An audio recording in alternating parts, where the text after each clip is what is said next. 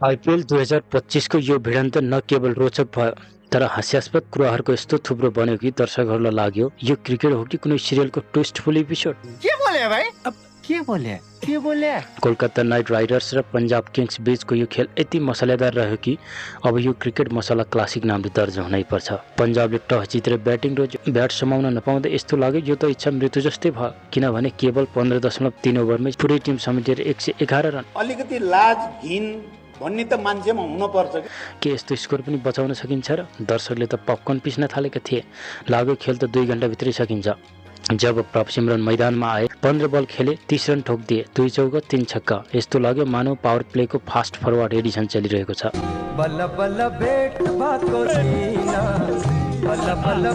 तर ब्याटको स्टन सो सकिएपछि भने पन्जाबको ब्याटिङ डोमिनोज जस्तै ढल्दै गयो।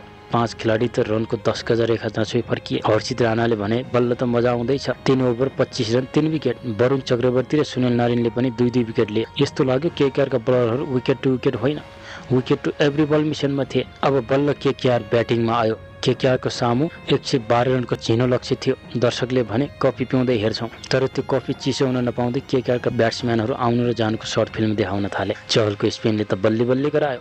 4 ओभर 28 रन 4 विकेट। यस्तो लाग्यो उनले केकेआरका ब्याट्सम्यानको मनोविज्ञान पढेर आएका थिए। मैदानमा उनको बल यति घुम्यो कि केकेआरका ब्याट्सम्यानहरू बिना जीपीएसको बाटो खोज्दै गरेको विदेशी पर्यटक जस्तो भौतारिन थाले। रहाने र अङ्गक्रिस रघुवंशीले 55 रनको साझेदारी गरेर जितको झल्को अवश्य दिएका थिए। केकेआरले खेल जित्ने पो हो कि, तर त्यसपछि यस्तो भागदौड मचियो कि 5 विकेट त एकै ब्लिङ्कमा आयो। रघुवंशीले भने 37 रन बनाएर थोरै इज्जत जोगाए।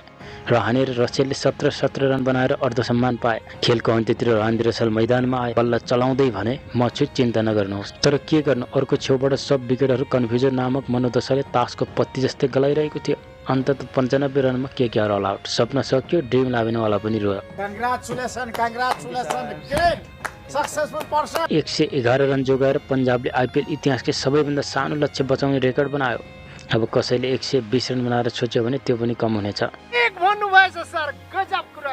उसले दोस्रो पटक सोच्नै पर्छ। पन्जाबले भन्यो लो स्कोर नो प्रब्लम। यो प्रदर्शनले युजवेन्द्र चाहललाई स्पिनर्स हल अफ फेममा उभ्यायो। 8औं पटक 4 वा सोभन्दा बढी विकेट लिएर उनले सुनिल नारायणसँग बराबरी गरे। अब फ्यानहरू उनलाई घुमन्ते बाबा चहल भनेर बोलाउन थालेका छन्। यो खेलमा क्रिकेट भन्दा बढी मेम मेटेरियल पाइयो। एकातिर केकेआरका ब्याट्सम्यानहरूले आँधी तुफान ल्याउने ब्याटिङको ट्रेनिङ लिएका थिए, अर्कोतिर बलरहरूले देखलासको मास्टर क्लास चलाएका थिए। देखियो भने पुग्लुकै ढल्छ। यदि तपाईँलाई लाग्यो क्रिकेट गम्भीर खेल हो, यो खेल हेरेपछि तपाईँ भन्नुहुनेछ क्रिकेट पनि कहिलेकाहीँ हास्य फिल्म जस्तो बन्दो रहेछ। पन्जाबले साधारण स्कोरलाई इतिहास बनायो, केकेआरले खेललाई कन्फ्युजन धमाका। चियाको कप लिएर खेल हेर्ने दर्शकहरूलाई अब चाहिन्छ स्ट्रेस बल, टिस्यु पेपर अनि चहरको स्पिन क्लास।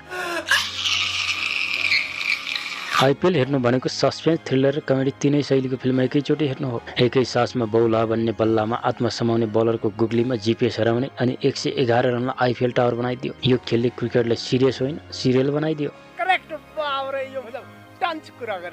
पन्जाबले ब्याट समात्दा लाग्यो अब के हुने हो, केकेआरले ब्याट समाउँदा लाग्यो अब के बच्ने हो, अनि चहलले जब बल फ्याँक्दा लाग्यो अब सबका सब आफ्नो आफ्नो घर। यो स्कोरबोर्ड हेर्दा आँखा पनि छिमिक्क हुन्छ। 111 भर्सेस 95। साँच्चै भन्नुपर्दा यस्तो खेल हेरेपछि ज्यानमा स्पिन, मनमा मेम अनि मुखमा एकै कफ। अब हामी त यति मात्र भन्छौँ, यदि तपाईँले यो खेल हेर्नुभयो भने तपाईँ लक्की हुनुहुन्छ।